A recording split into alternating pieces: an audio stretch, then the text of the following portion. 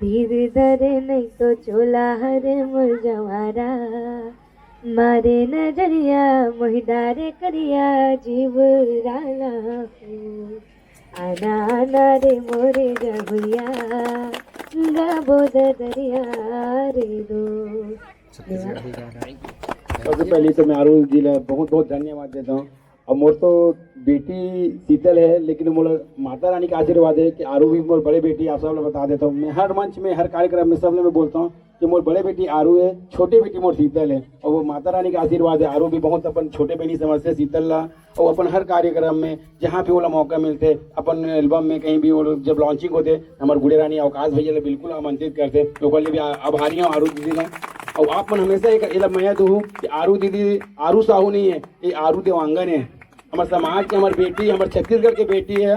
तो सबको ये मैया दुलार दो, आशीर्वाद दो और बड़ी बेटी है। ठीक है, जय जोहार, जय छत्तीसगढ़। चलो जी, सेल्फी सत्संग शुरू करो। बहुत बहुत धन्यवाद आरू बहन जी, बहुत ही सुंदर सा।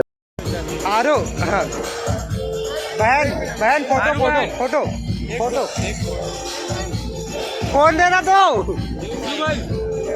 भाई क्लिक करी मोरो मोरो। तो दोस्तों आरू साहू जी से अभी सेल्फी वगैरह ले था पूरा ग्रुप।